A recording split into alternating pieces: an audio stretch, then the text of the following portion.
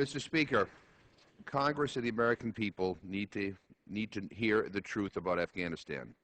It is impossible for us to make thoughtful, rational decisions on policy if we do not receive straight, accurate information about the situation on the ground. And we have no right to keep our brave servicemen and women in harm's way day after day, week after week, based on a steady diet of rosy statements that tell us everything is going well, progress is being made, conditions are improving, and victory is at hand. On January 18th, I had the privilege of sitting down with U.S. Army Lieutenant Colonel Daniel Davis for a special briefing on his assessment of the situation on the ground in Afghanistan.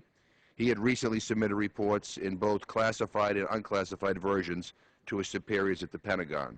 I was joined at that briefing by my colleagues Congressman Walter Jones and John Garamendi, and we were not only impressed with Lieutenant Colonel Davis's character, but the information and analysis he shared with us.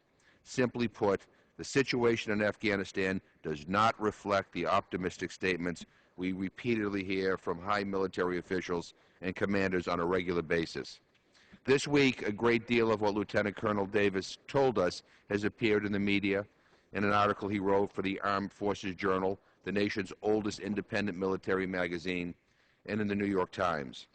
Lieutenant Colonel Davis talks about the difficulties of training the Afghan police and military, the challenges facing our own troops to establish sustainable security zones, the rampant corruption, and the great discrepancy between the military's positive public statements and the classified material that contradicts such claims.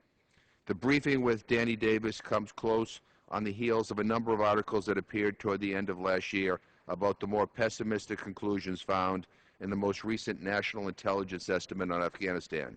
According to the press, the current NIE on Afghanistan recognizes that U.S. policy has not achieved the objectives outlined by the President, that instead it casts doubt on official assertions of progress made by the U.S. government and military leaders. No one likes to hear bad news, Mr. Speaker, but we do need to hear the unvarnished truth. We need accurate information in order to get a genuine understanding of what the situation is like on the ground in Afghanistan. We need to know the very real challenges faced by our troops and our diplomatic, development, and humanitarian workers every day. As Lieutenant Colonel Davis asserts, the amount of unclassified information available to the American public, the media, and public officials continues to shrink. Ironically, 1 week before being briefed by Davis, Congressman Walter Jones and I sent a letter on January 12th to the President asking him to declassify and release the 2011 NIE on Afghanistan. We are still waiting for a response to that request.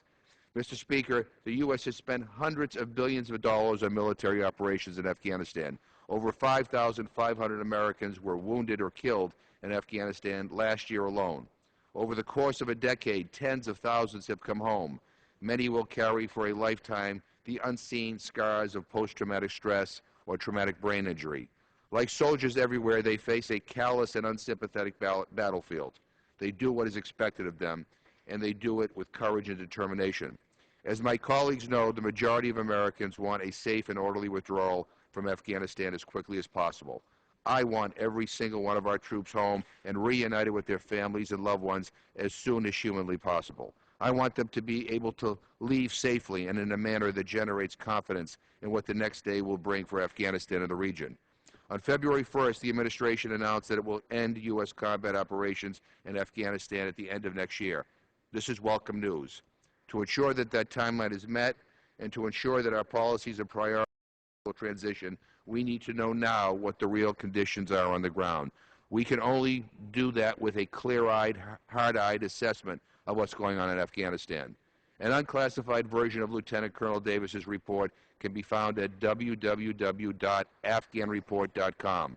I encourage all my House colleagues to read it. I encourage them to meet with Lieutenant Davis for a briefing. I urge my House colleagues to ask the President to declassify the 2011 NIE in Afghanistan. And I ask the Pentagon Public Affairs Office to stop stalling and formally approve the release of Lieutenant Colonel Danny Davis's unclassified report.